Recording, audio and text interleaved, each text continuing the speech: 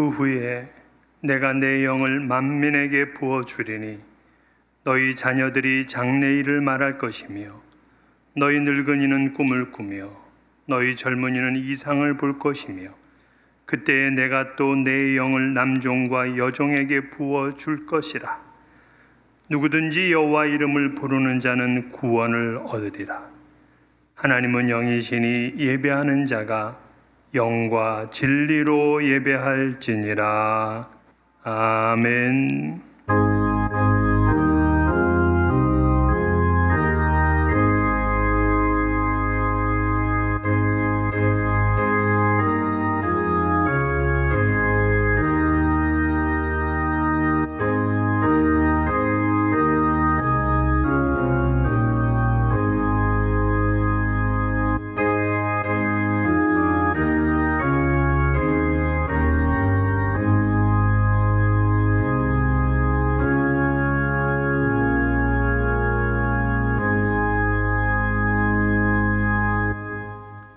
같이 찬송가 28장을 부르시겠습니다. 우리 예배실에 계신 분들은 일어서서 함께 찬양하겠습니다. 복의 근원 강림하사 찬송하게 하소서. 한량 없이 자비하심 증량할 길 없도다. 천사들의 찬송가를 내게 가르치소서. 구속하신 그 사랑을 항상 찬송합니다. 주의 크신 도움 받아 이때까지 왔으니 이와 같이 전국에도 이르기를 바라네. 하나님의 품을 떠나 죄에 빠진 우리를 예수 구원하시려고 보혈을 여주셨네. 주의 귀한 은혜 받고 일생 빚진 자 되네. 주의 은혜 사슬 되사 나를 주께 매소서. 우리 마음은 연약하여 범죄하기 쉬우니 하나님이 받으시고 전국인을 지소서.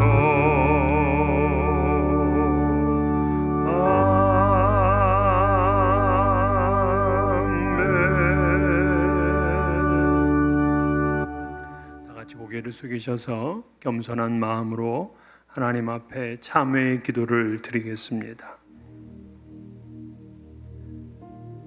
긍휼이 풍성하신 아버지 하나님, 지난 한 주간 우리가 가는 길에 빛이 되어 주시고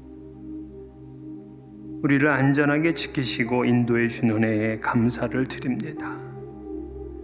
주님께서는 한순간도 우리를 잊지 않으시며 우리를 돌보시고 동행하여 주셨는데 우리는 입으로는 주여 주여 하면서도 주님을 온전히 섬기지를 못했습니다.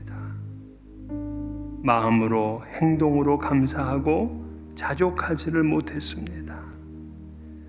때론 주님으로부터 떠나 있었기에 고아와 같은 외로움과 절망감에 시달렸습니다. 주여 우리를 용서해 주시고 주님을 가까이 하는 삶을 살도록 도와주옵소서. 계속되는 코비드-19 팬데믹으로 인해 우리의 삶은 뭐가 모자란 것처럼 그렇게 답답합니다. 하나님을 아는 지식이 그만큼 부족합니다. 사람과의 관계에 있어서도 지혜가 부족합니다. 육체적인 건강도 또 이 땅에서 우리가 누리고 살아야 되는 소유도 모두 부족합니다. 그러다 보니 작은 일에도 다투게 되고 마음의 평안을 잃고 지낼 때가 많습니다. 하지만 부족한 집에 오셔서 물로 포도주를 만드신 주님께서 이 시간 역사해 주옵소서. 우리의 부족함, 모자람을 이기게 하시고 풍성하고 행복한 인생, 형통한 인생이 되게 하여 주옵소서. 주님께서는 우리에게 능력과 많은 기회를 주셨는데 우리는 이를 선용하지를 못했습니다. 때로는 더 굳건한 믿음을 주시고자 시련도 주셨는데 우리는 그 시간이 힘들다고 낙심했습니다. 믿음이 흔들렸습니다. 원망하며 살았습니다. 주여, 우리의 이 연약한 믿음을 불쌍히 여겨 주옵소서. 사랑은 오래 참는 것이라 말씀하신 주님께서는 우리 한 사람 한 사람에 대하여 오래 참아주셨습니다. 그런데도 우리는 주님의 사랑을 당연하게 여겼고 죄에 대해 무감각했습니다. 불의하고 부도덕한 일을 끊어버리지를 못했습니다. 사람들의 마음에 상처를 주었습니다. 쓸데없는 일에 고집을 부렸고 급하게 분을 냈습니다. 우리의 이웃은 힘들어하고 또 어려운 살림인데 배려할 줄을 몰랐습니다. 주여, 이 시간 우리를 용서하여 주옵시고 새로운 시작을 할 수 있도록 우리의 심령도 새롭게 하여 주옵소서. 주님께서 십자가에서 흘리신 그 보혈의 공로로 회복시켜 주시고 우리 심령에 참된 평안을 누리게 하여 주옵소서. 지금은 하나님과 나만이 하는 죄악들을 생각하며 묵묵히 참회의 기도를 계속합니다.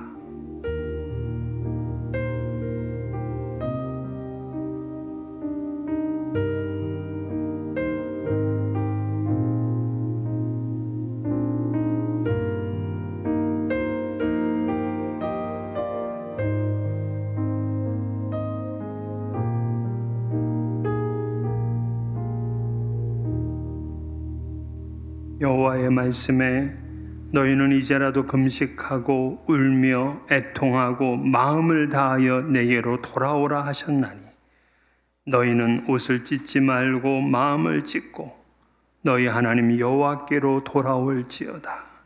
그러므로 그리스도 예수 안에 있는 자에게 결코 정죄함이 없느니라.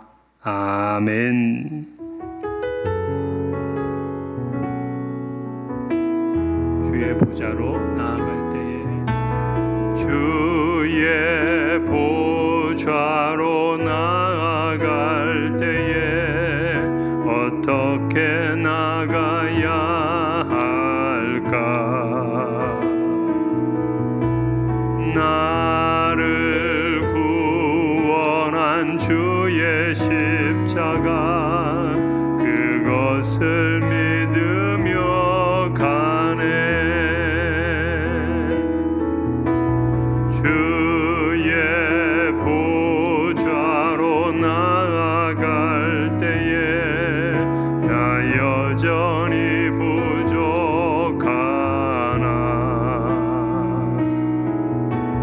나를 품으신 주의 그 사랑 그것을 믿으며 가네. 자격 없는 내 힘이 아닌 오직 예수님의 보혈로 자격 없는 내 힘이 아닌 오직 예수님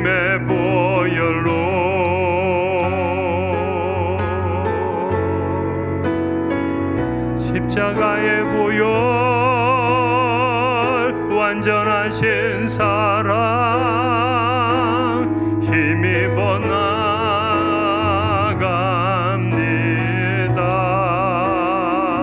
십자가의 보혈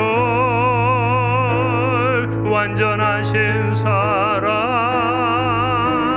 힘입어 예배합니다.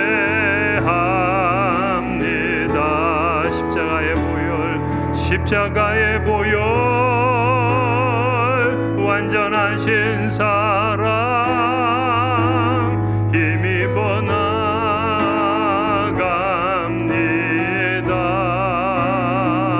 십자가의 보혈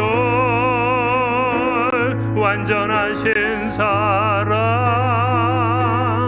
힘입어 예배합니다.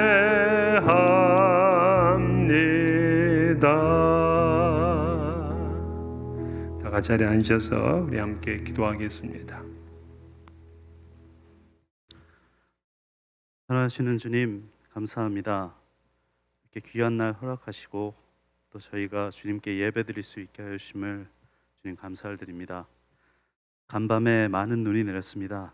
주님, 오고 가는 길에도 많은 어려움이 있습니다. 그래도 성전을 찾고 또 주님께 예배드리는 자리로, 주님 이 오프라인과 또 온라인으로 주님께 예배드리는 자리로 주님 인도하여 주심을 감사를 드립니다.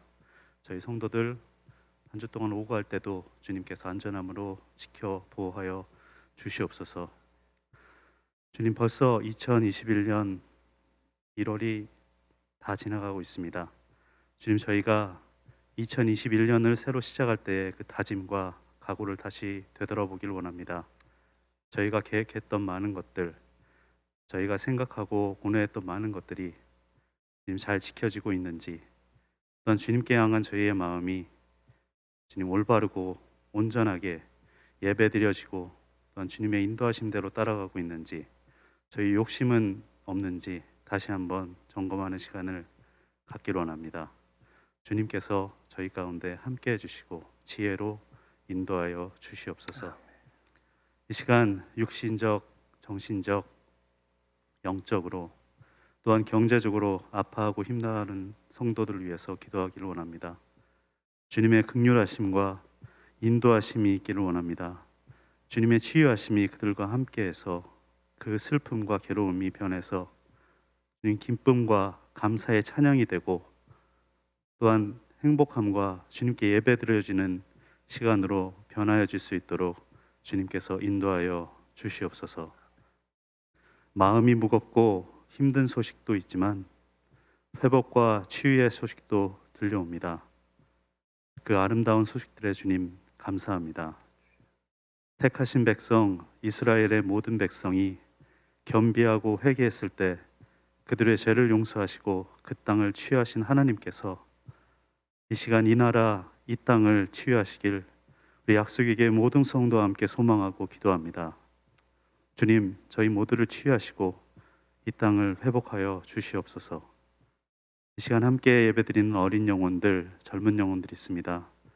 그리고 또한 주님의 말씀을 가지고 각각의 곳으로 주님의 심장을 가지고 잃어버린 영혼, 주님을 알지 못하는 영혼들을 위해 세계 곳곳에서 주님의 복음을 전하시는 우리 선교사님들, 그 모든 곳에 기도에 주님 모든 것의 예배 가운데 주님의 은혜와 평강이 있길 소망합니다. 주님께서 이 시간 홀로 높임을 받으시고 주님께서만 받으시는 예배가 되어지길 소망합니다. 주님 말씀을 전하시는 목사님 힘과 능력으로 도와주시고 성령으로 함께 하셔서 주님 그 말씀이 저희에게 전해질 때 저희 마음밭에 새기고 나아가 열매 결실을 거둘 수 있는 저희들이 될 수 있도록 인도하여 주시옵소서. 이 모든 말씀 우리를 구원하신 예수 그리스도의 이름으로 기도드렸습니다. 아멘.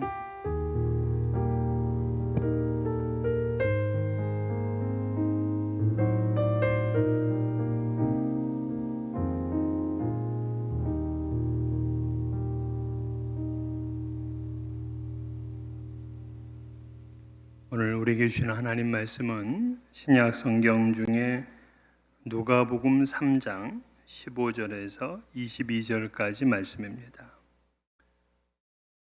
신약 성경 91면 누가복음 3장 15절에서 22절 이 계시의 말씀을 봉독할 때 살아계신 하나님의 음성을 들으실 수 있기를 바랍니다. 백성들이 바라고 기다림으로 모든 사람들이 요한을 혹 그리스도신가 심중에 생각하니 요한이 모든 사람에게 대답하여 이르되 나는 물론 너희에게 세례를 베풀거니와 나보다 능력이 많으신 이가 오시나니 나는 그의 신발끈을 풀기도 감당하지 못하겠노라.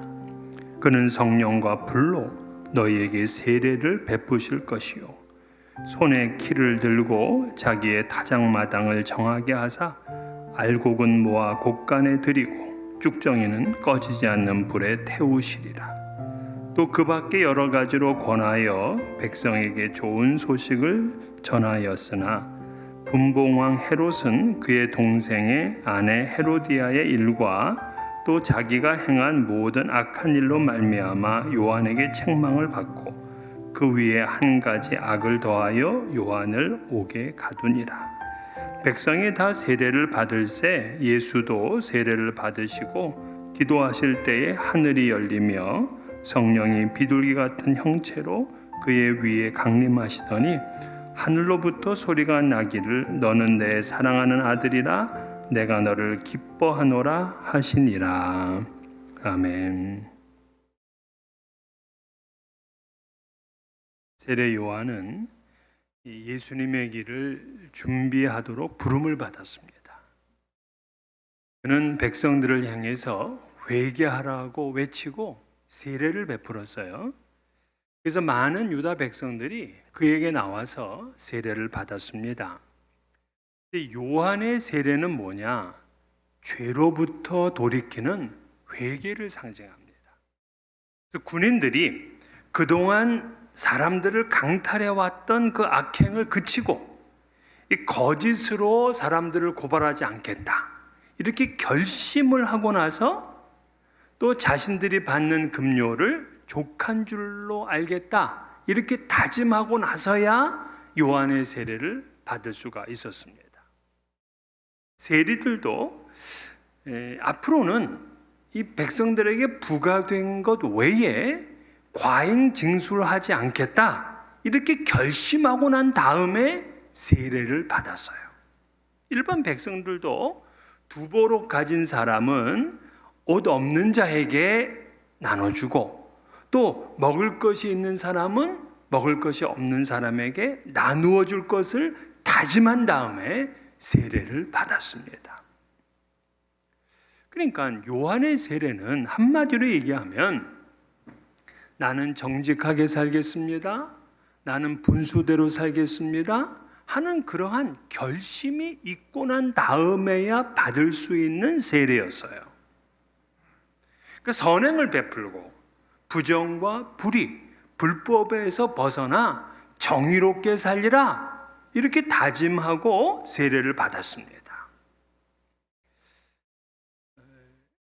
이것이 바로 세례받은 성도의 모습이어야 돼요. 우리가 그냥 교회에 나와서 이모저모로 봉사하고 섬긴다. 그것으로 내 신앙생활은 끝이 아니에요. 그러니까 우리의 그 일상의 삶에서 하나님과 올바른 관계가 무엇인지를 알고 우리의 생활 방식을 바꾸는 것이 더 중요합니다. 세례 요한은 백성들에게 한마디로 신앙의 핵심으로 돌아와라. 그리고 회복하라. 이런 메시지를 선포하고 세례를 준 거예요. 그런데 이러한 요한의 이 메시지가 600여 년 전에 이사야 선지자의 메시지와 이게 통합니다. 이사야서 1장을 보게 되면 하나님께서는 이 이사야 선지자를 통해 이스라엘 백성들이 드리는 형식적인 제사 그것에 대해서 책망을 합니다. 이사야 1장 11절 보면 여호와께서 말씀하시되 너희의 무수한 재물이 내게 무엇이 유익하뇨? 나는 순양의 번제와 살찐 짐승의 기름에 배불렀고 나는 수송아지나 어린 양이나 순념소의 피를 기뻐하지 아니하노라. 그러니까 당시 백성들이 드렸던 제사의 무용성에 대해서 이 주님께서 일갈하시는 거예요. 이스라엘 사람들이 예배가 없었던 게 아니에요. 그들은 무수히 많은 제물을 가져와서 하나님 앞에 제사를 드렸습니다. 그러나 정작 그 제사를 받으셔야 할 하나님께서는 그들이 드리는 번제와 속죄제를 기뻐하지 않았어요. 아니, 그거는 하나님이 하라고 하신 율법이잖아요. 그런데 왜 열심히 드리는 이스라엘 백성들의 제사를 그 하나님께서는 기뻐하지 않으셨을까? 여러분, 하나님께서 백성들에게 제사를 드려라, 예배하라 하신 목적이 뭡니까?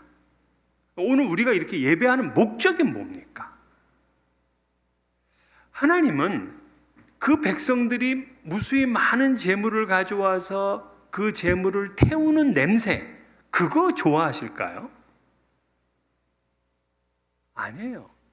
하나님은 지금 제사를 드리는 것보다 이 제사를 통해서 이스라엘 백성들이 삶을 회복하고 거룩하고 정결한 삶을 살도록 만들기 위함이에요. 원래 이 죄는 피로 갚아야 되잖아요. 생명으로 갚아야 됩니다. 근데 이 하나님의 백성들에게는 특별한 은총을 줘서 그들은 대신해서 정결한 제물을 바치면은 그의 모든 죄는 용서받고 회복이 돼요. 그러면 다시는 죄를 짓지 않고 이제 구별된 삶을 살기를 하나님은 그렇게 기대하고 계신 거예요.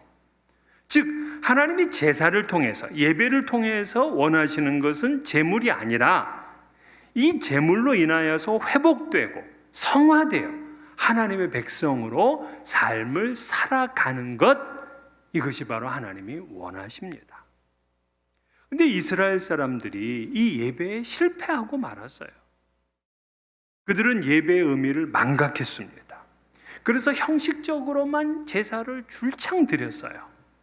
심지어는 제사를 드리고 나면 내 죄는 다 해결이 돼, 이러한 생각으로다가 더 심각한 악행을 저질렀습니다.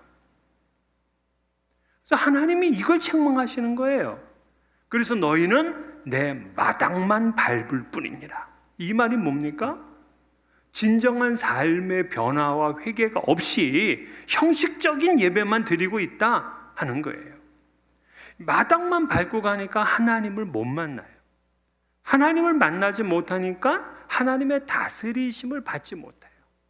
하나님의 다스리심을 받지 못하니까 그의 삶의 변화가 없고 성화되지를 못해요. 늘 그냥 제자리예요. 우리는 이 마당만 밟는 신앙에서 주님의 지성소까지 나아가는 신앙으로 바뀌어야 됩니다. 제사뿐만이 아니에요. 그들의 절기, 이스라엘의 절기를 얼마나 중시합니까? 그것도 형식적이었는데 이사야 1장 14절 보면 내 마음이 너희의 월삭과 정한 절기를 싫어하나니 그것이 내게 무거운 짐이라 내가 지기에 곤비하였느니라. 그러니까 그들이 드리는 월삭, 그러니까 매월 초하루, 그리고 절기들도 하나님이 정해주셨는데 하나님이 이제는 싫다는 거예요. 오히려 그것이 하나님께는 무거운 짐이고 피곤한 일이래요. 왜 그럴까? 이스라엘 백성들이 이 절기가 되면 성회로 모여요. 하나님 앞에 거창하게 제사를 드립니다. 그러나 그들이 동시에 악을 행해요. 즉 신앙이 삶으로 드러나지를 않아요. 하나님이 절기를 제정하신 목적이 있어요. 그 절기를 지킴으로 과거에 하나님이 너희 백성들에게 베풀어 주셨던 그 은혜, 그걸 기억하라는 거야. 그래서 너희들이 어떤 백성인지 그 정체성을 분명히 알라는 거예요. 그리고 항상 절기 때가 되면 사회적인 약자에게 긍휼을 베풉니다. 그리고 하나님 백성답게 살려고 하는 것, 이게 절기의 목적이었어요. 그런데 이들은 절기를 지키긴 지키는데 악을 행하고 부정과 불법을 일삼습니다. 백성을 학대합니다. 고아와 과부를 무시하고 괴롭힙니다. 그러니까 이러한 모습을 보면서 하나님이 견디지를 못해 하시는 거예요.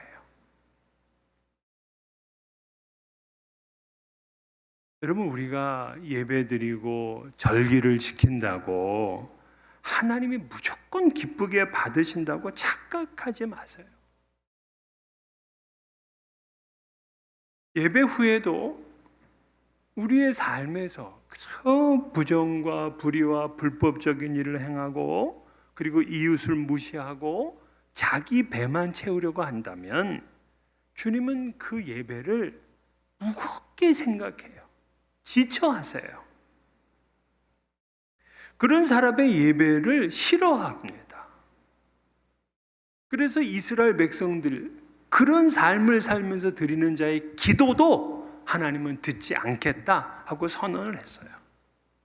이것이 이스라엘의 현실이에요. 자, 그러면 이런 현실 가운데 있는 이스라엘에게 이사야가 처방책을 줍니다. 그 처방책이 이사야 1장 16절 17절입니다. 너희는 스스로 씻으며 스스로 깨끗하게 하여 내 목전에서 너희 악한 행실을 버리며 행악을 그치고 선행을 배우며 정의를 구하며 학대받는 자를 도와주며 고아를 위하여 신원하며 과부를 위하여 변호하라 하셨느니라. 그러니까 스스로 씻고 스스로 깨끗이 한다. 이건 한마디로 이제 회개죠, 회개. 그러니까 하나님 앞에서 먼저 죄를 회개해요. 이 회개는 단순하게 후회하는 것이 아니라 완전히 돌이키는 겁니다. 지금까지의 내가 살아왔던 행실을 버리는 거예요. 악행을 그치는 겁니다. 거기로 끝나는 게 아니에요. 한 걸음 더 나아가서 선행을 베풀고 정의로운 삶을 삽니다. 학대받는 자가 있으면 도와줘요. 고아의 억울함을 풀어줍니다. 과부의 일에 변호해 줍니다. 그러니까 악행을 그치는 소극적인 차원에서 벗어나서 이웃을 구제하고 힘써 선을 베풀게 되면 하나님께서 다시 그들에게 돌아와서 그들의 예배를 받으시겠다. 이 약속이에요. 그러니까 이스라엘 백성들의 삶이 이래야 돼요. 그런데 600년 후에 요단강가에서 세례 요한이 이런 메시지를 선포하고 있는 겁니다. 그러자 사람들이 흥분하기 시작했어요. 저희가 이 그리스도가 아닌가 하는 그런 생각을 사람들은 자연스럽게 갖게 됐습니다. 그러자 이 요한이 오늘 본문에 이렇게 얘기하죠. 나는 물로 너희에게 세례를 베풀거니와 나보다 능력이 많으신 이가 오시나니 나는 그의 신발끈을 풀기도 감당하지 못하겠노라. 그는 성령과 불로 너희에게 세례를 베푸실 것이요. 이렇게 말해요. 그러니까 세례 요한은 주님이 받으셔야 될 영광을 가로채는 사람이 아니에요. 자기는 그 이후에 나보다 더 능력 많으신 분이 오시는데 나는 그의 신발끈을 푸는 것도 감당하지 못한다. 겸손의 극치를 보여줘요. 보통 손님이 왔을 때 그 손님의 신발끈을 풀어주는 건 누가 하느냐?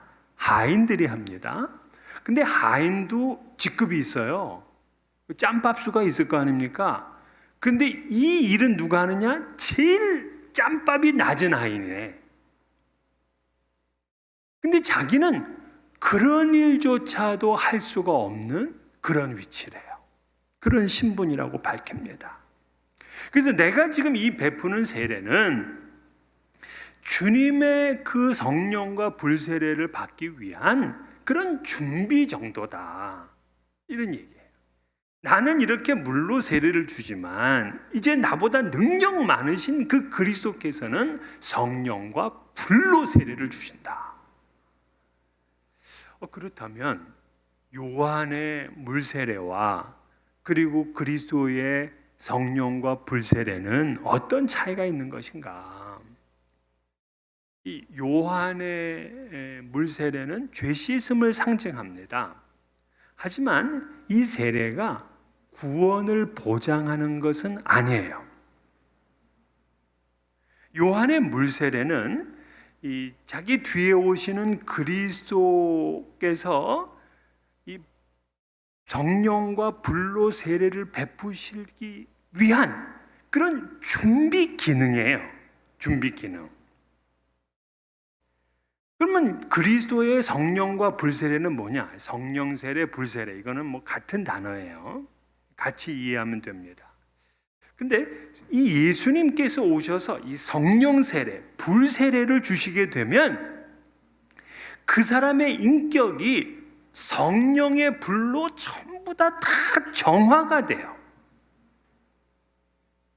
그래서 성령께서는 이 사람에게 구원의 인을 지시고 성령 세례를 받은 사람은 구원받은 백성이 됩니다. 그러니까 주님이 베푸시는 이 불세례, 성령 세례는 우리를 정화시키고 새 사람으로 만드는 기능을 가지고 있어요.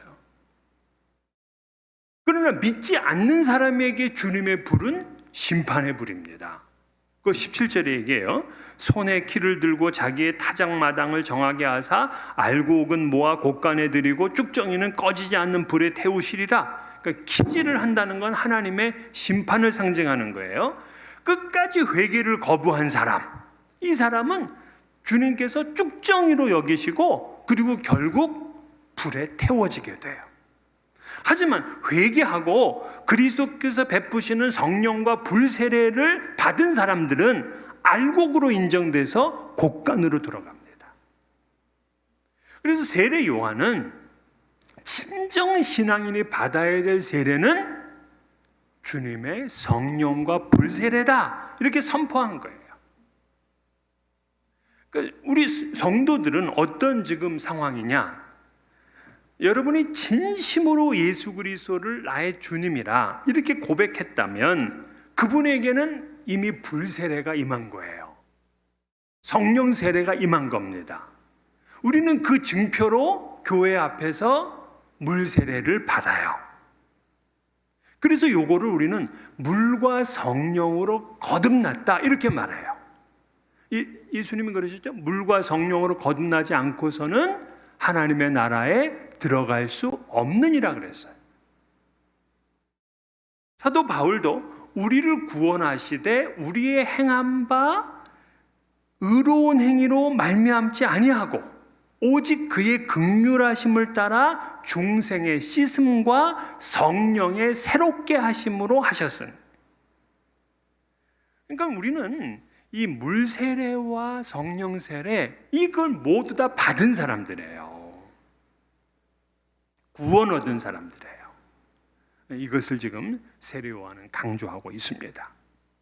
그런데 오늘 본문을 보게 되면 뜬금없이 이 누가는 세례 요한이 체포되어서 감옥에 갇힌 이야기를 해요. 그런 다음에 예수님의 세례 이야기를 합니다. 아니 감옥에 갇혔는데 언제 또 나와서 세례를 베풀었겠어요? 이게 좀 특이한데 이 세례 요한은 그 당시에 복음을 선포하면서도 당시 그 갈릴리의 통치자가 헤롯 안티파스입니다. 근데 이 왕, 이 분봉 왕을 공개적으로 비판했어요. 왜냐하면 이 헤롯 안티파스가 자기의 동생이 헤롯 빌립인데 헤로디아는 헤롯 빌립의 아내였어요. 그 제수예요, 제수씨야. 그런데 그 헤로디아를 빼앗아 가지고 결혼을 했습니다. 그리고 또 헤로디아는 원래 누구냐? 이 헤롯 안티파스의 이복 형이 있어요. 이복 형. 아리스토블루스라는 형이 있습니다. 그 형의 딸이에요. 그러니까 헤로디아는 자기 제수라면 제수고 조카라면 조카야. 그런데 그 여자를 자기 아내로 취했으니까 이거는 근친상간의 죄가 되고 간음죄가 되는 거예요. 이 군인들과 세리들과 백성들에게도 이 하나님 앞에 의로운 삶을 살도록 이렇게 외치는 세례 요한인데 이걸 가만히 두겠습니까? 그러니까는 이 헤롯 안티파스의 일을 갖다가 공개적으로 비판했어요. 죄를 책망했습니다.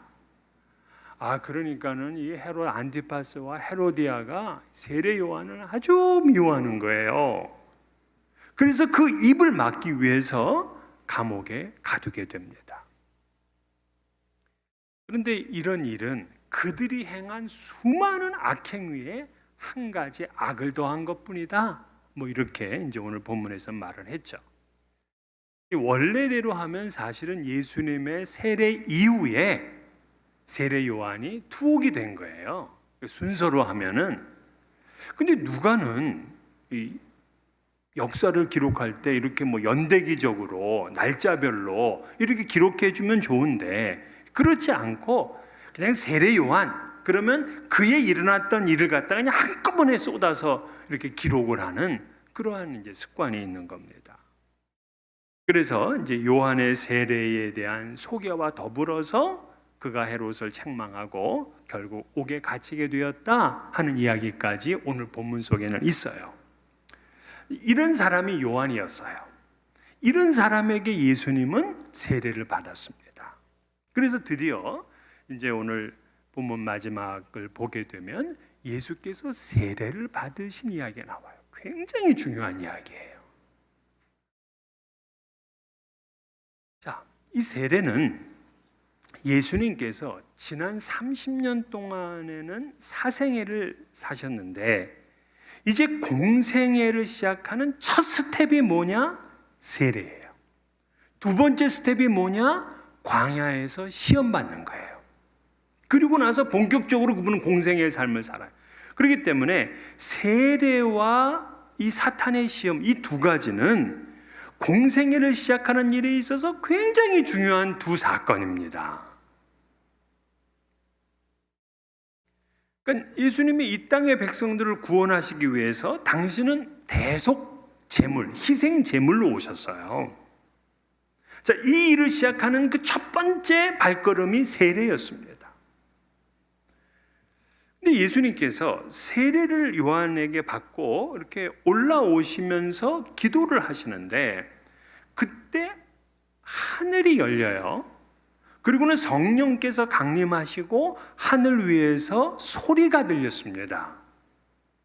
하늘이 열렸다 하는 것은 하나님의 나라가 예수 그리스도를 통해서 이 세상에 임하였다. 이제 이렇게 우리는 신학적으로 해석할 수 있어요. 과거에 에스겔 선지자도 그발 강가에서 있을 때 하늘이 열리고 하나님의 모습을 봤다. 이렇게 기록을 했습니다. 자, 근데 예수께서 세례를 받으시고 기도하시자 하늘이 열리고 두 가지 일이 일어났는데 이 두 가지 일은 예수님께서 다른 사람들과는 다르다. 보통 어떤 이들은 이렇게 뭔가 깨달음이 강하게 와서 그 일을 하는 경우가 많잖아요.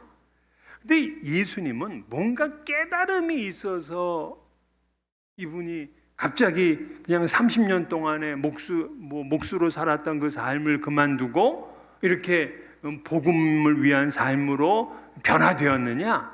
그게 아닌 거예요. 이거는 하나님의 스케줄, 하나님의 계획과 하나님의 뜻 가운데 지금 진행돼 가고 있는 거예요. 그게 바로 두 가지 일로 보여줍니다. 첫 번째는 성령이 비둘기 같은 형체로 예수 위에 강림했다. 이렇게 말해요. 자, 성령의 강림은 이분이 메시아라 하는 걸 선포하고 선지자들이 예언했던 그 성령의 시대가 이제부터 본격적으로 시작한다 하는 그러한 상징이에요. 이사야 61장 1절에 주 여호와의 영이 내게 내리셨으니 이는 여호와께서 내게 기름을 부으사 가난한 자에게 아름다운 소식을 전하게 하려 하심이라. 나를 보내사 마음이 상한 자를 고치며 포로된 자에게 자유를 갇힌 자에게 노임을 선포하며. 이 말씀 우리 누가 보면 또 나중에 보게 돼요. 주 여호와의 영, 즉 성령이 임하심으로 예수가 메시아다 하는 것을 증거해요. 마치 이것은 왕으로 기름 부음을 받는 모습입니다. 두 번째는 하늘에서 소리가 났다 그랬어요. 자, 그러면서 하늘의 음성이 들렸는데 이 예수가 어떤 분인가 하는 것을 공적으로 인정해 주는 그러한 소리였어요. 너는 내 사랑하는 아들이라 내가 너를 기뻐하노라. 어떤 분은 마가복음 강해를 할 때 그 마가복음 강해 책 제목을 이거로 썼더라고요. 너는 내 사랑하는 아들이라 내가 너를 기뻐하노라. 그러니까 마가복음에서 제일 중요한 한마디를 얘기해라? 그럼 요거로 본다는 거죠. 너는 내 사랑하는 아들이라 내가 너를 기뻐하노라. 요거는 비슷한 말 같지만 이 두 가지로 나누어져요. 너는 내 사랑하는 아들이라, 이것은 예수의 신분을 밝혀줘요. 신분. 그리고 내가 너를 기뻐하노라, 이거는 이제 앞으로 예수께서 하실 모든 그 구원의 사역, 그 복음의 전파, 이 모든 것을 내가 기뻐하고 인정한다, 이 말씀이에요. 그러니까 세례받고 올라오실 때 이미 하늘에서 이분의 신분과 이분의 사역을 모두 다 인정하신다, 하나님이. 이걸 공적으로 인치신다, 이런 뜻을 가지고 있는 거예요. 마치 그 시편 2편 7절의 말씀을 생각나게 하는데, 여호와께서 내게 이르시되 너는 내 아들이라 오늘 내가 너를 낳았도다. 그 시편 2편은 메시아의 대관식으로 알려지는 그러한 메시아 시편입니다. 하늘에서 첫 번째 들려온 메시지가 예수님이 메시아 대관식을 치르고 있는, 그래서 그의 나라가 시작된 것을 선포하고 있어요. 그리고 두 번째 음성이었던 내가 너를 기뻐하노라, 이건 이사야 42장 1절의 내용인데, 내가 붙드는 나의 종 내 마음에 기뻐하는 자 곧 내가 택한 사람을 보라. 내가 나의 영을 그에게 주었은즉 그가 이방의 정의를 베풀리라. 그러니까 이사야 42장은 이 고난과 죽음을 당하실 메시아를 묘사하는 내용이에요.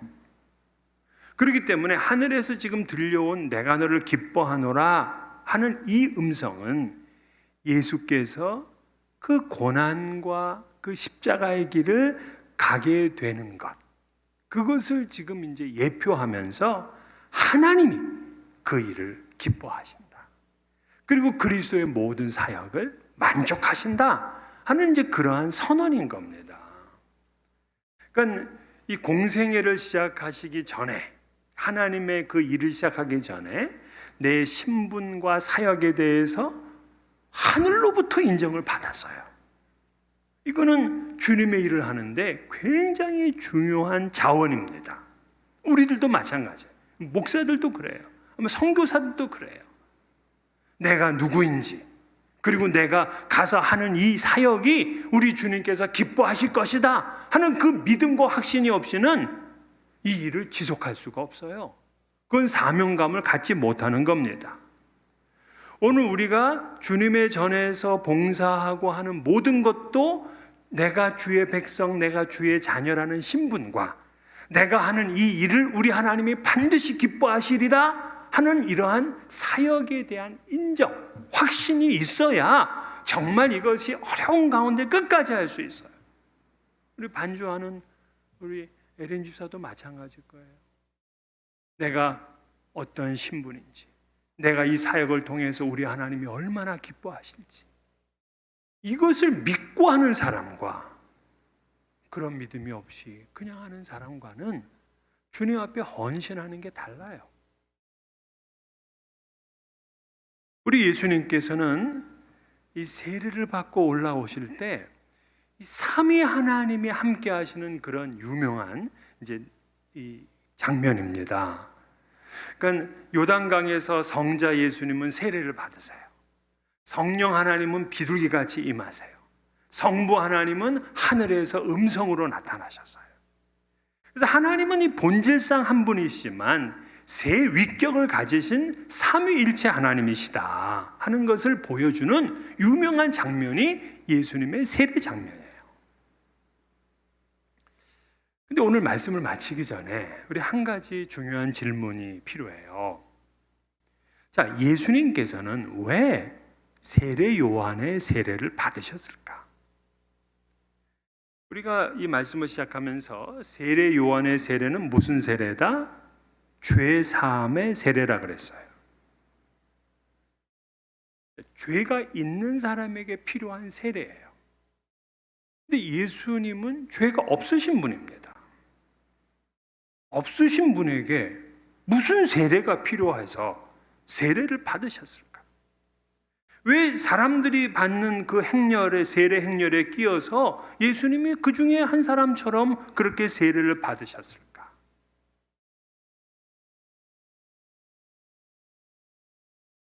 이것이 바로 예수님께서 앞으로 공생애를 시작하시는 데 있어서 굉장히 중요한 키가 된다고 말씀을 드렸어요. 이것은 예수께서 인간과 하나가 되심을 보여주는 그러한 중요한 사건인 거예요. 그래서 히브리서 기자는 우리에게 있는 대제사장은 우리의 연약함을 동정하지 못하시리가 아니요 모든 일에 우리와 똑같이 시험을 받으신 이로되 죄는 없으시니라. 그러니까 예수님은 우리와 모두 똑같으셨어요. 다만 죄만 없으셨어요. 그래서 예수님은 죄 때문에 세례를 받으신 것이 아니에요. 이 최초의 인간이었던 아담은 뭐가 되고 싶었어요? 하나님처럼 되고 싶었어요. 그게 그 사람에게 시험거리였어요. 그런데 정작 하나님이신 성자 예수님은 인간이 되셨어요. 사탄은 예수님한테 너 인간 되지 마라 이걸 계속해서 시험합니다. 그 본격적인 대결이 이제 광야에서요. 그 광야의 시험 문제 보면 너 인간 되지 말고 너는 신이어야 돼. 너는 하나님으로 있어야 돼. 계속 그 시험이에요. 근데 예수님은 지금 인간이 되셔야 돼요. 그래야 인간의 모든 죄를 이분이 질 수 있어요. 대속할 수가 있어요. 그래서 굉장히 중요한 싸움이기 때문에 예수님은 그 첫 스텝으로다가 세례 요한 앞에 머리를 숙인 거예요. 그래서 예수께서 세례를 받으신 이유는 민족을 대신해서 죄를 고백하기 위함입니다. 그러니까 희생 제물이 되셔야 되니까. 이 통회하는 하나님의 백성과 함께하고 인간성과 죄에 대해서 그들과 동일시하기 위함입니다. 또한 사람들이 따를 수 있도록 모범을 보이신 거예요. 예수님은 하나님의 독생자입니다. 그럼에도 불구하고 오직 우리를 사랑하셔서 구원하시고자 하는 그 이유 하나만으로 그분은 육신의 몸을 입고 죄인이 받는 세례를 기꺼이 받으셨어요. 스스로 본을 보이신 겁니다. 우리 성도들도 이 주님이 가신 길에 응답하며 살아야 되죠. 그게 뭐냐면 우리도 죄를 회개하고 세례를 받아야 됩니다. 물세례만이 아니라 주님이 베푸시는 성령과 불세례를 받아야 돼요.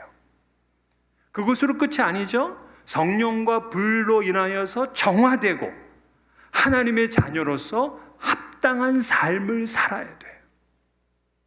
그것이 바로 죄 없으신 예수 그리스도의 그 세례 받으시는 길을 따라가는 겁니다. 저도 이 말씀을 준비하면서 우리가 정말 주일날은 예배를 드리는 날은 달리 살아야 된다 하는 생각이 강하게 들더라고요. 이 주일만큼은 모든 회복이 우리에게 일어났으면 좋겠어요. 모든 회복. 하나님과의 관계도 회복이 되고 사람들과의 관계도 회복이 되고 가족들과의 관계도 성도들과의 관계도 모두 회복이 되고 그래야 진짜 주의를 지키는 거 아닐까요? 그냥 예배 자리에 와서 참석하고 1시간 드렸다. 이게 하나님을 기쁘시게 하는 건 아니잖아요.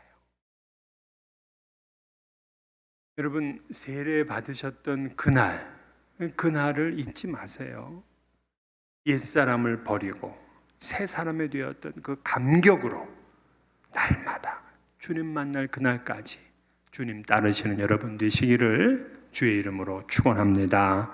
기도하겠습니다. 거룩하신 아버지 하나님, 우리를 지극히 사랑하셔서 독생자 예수 그리스도를 보내어 주셨습니다. 우리는 그 은혜 잊지 않게 하시고 주님이 가신 그 길을 묵묵히 따라갈 수 있게 하여 주옵소서. 우리를 위하여 기꺼이 인간 되신 그 주님을 찬양합니다. 끝까지 주님을 섬기는 우리 모두가 되게 해 주옵시고 우리의 삶에 하나님의 나라가 이루어질 수 있도록 도와주옵소서. 예수님 이름으로 기도하옵나이다. 아멘. 하나님 앞에 봉헌하겠습니다. 앞으로 나오셔서 봉헌하겠습니다. 성자의 귀함.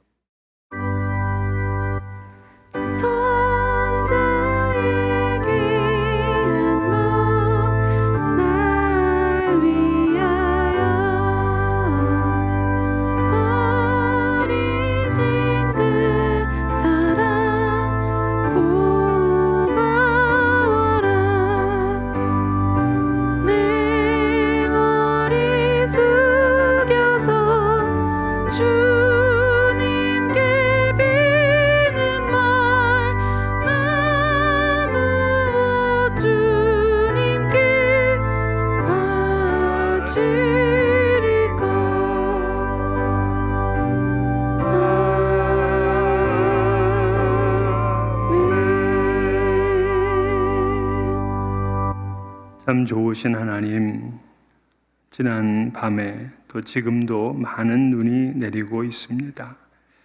많은 눈 속에서도 우리 주님을 사모하는 마음으로 이렇게 예배의 자리로 인도해 주신 주님께 감사를 드립니다. 주님 앞에 예배하고 진정한 회복이 우리에게 있게 해 주옵소서. 하나님과의 관계뿐만이 아니라 우리 사람들과 이웃과 성도와 가족들의 모든 관계도 회복되어지는 그러한 진정한 예배의 삶이 우리에게 이루어지게 하여 주옵소서. 이 시간 하나님 앞에 예물을 바칩니다. 주님 것이오니 주께서 받으시고 우리 성도님들 가정에 1000배 만배로 하나님 갚아 주옵소서. 힘들고 어려운 이들 없도록 하나님 손잡아 주시고 함께 동행하여 주시옵소서. 예수님 이름으로 봉헌 기도하옵나이다. 아멘. 우리 옆에 있는 분에게 서로 한번 인사하겠습니다. 예, 잘 오셨습니다. 예, 반갑습니다. 눈이 오는데 어떻게 잘 오셨네요. 예, 그런데도 계속해서 눈이 내리니까 돌아가실 때도 안전하게 돌아가시면 되겠고요. 우리 2부 예배는 영상으로 하나님 앞에 예배할 수 있도록 그렇게 하겠습니다. 오늘 8시까지 온다 이렇게 얘기를 하던데 실질적으로 언제까지 올지 모르겠지만 가능하면 외출을 삼가고 안전하게 되게 계시면 좋겠습니다. 그리고 세금 보고 정산이 필요하신 분은 오늘까지 신청을 해주시고요. 직접 교회 오시질 못하니까 우리 이현주 목사님한테 문자나 카톡으로 알려주시면은 그대로 진행해서 여러분의 댁으로 보내드리도록 그렇게 하겠습니다. 한 주간 동안도 승리하시길 바라고요. 다 같이 일어나셔서 찬송가 80장을 찬양하시겠습니다.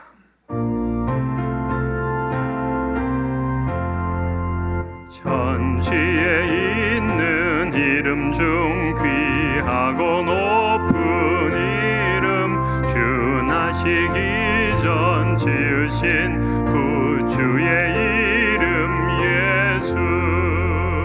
주 앞에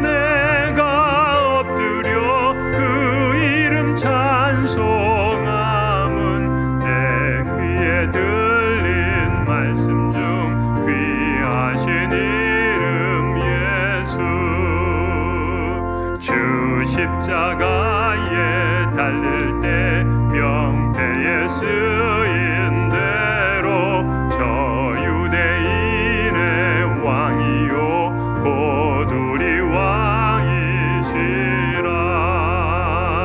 주 앞에 내가 엎드려 그 이름 찬송함은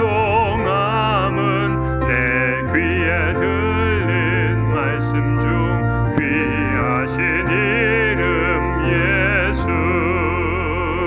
지금도 살아 계셔서 언제나 하시는 일, 나 같은 죄인 부르사 참 소망 주시도다. 주 앞에 내가 엎드려 그 이름 찬송함은 내 귀에 들린 말씀 중 귀하신 이름 예수. 주 예수께서 영원히 어제나 오늘이나 그 이름으로 우리에게 참 복을 내리신다. 주 앞에 내가 엎드려 그 이름 찬송함은 내 귀에 들린 말씀 중 귀하신 이름 예수.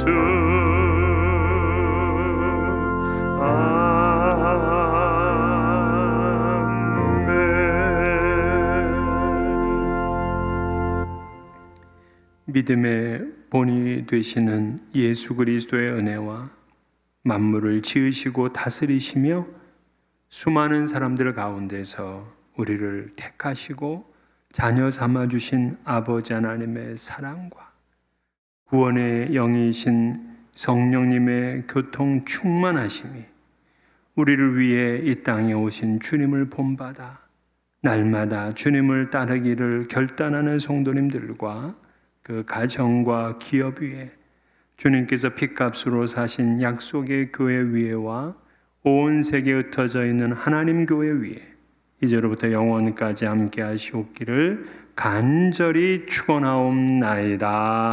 아멘.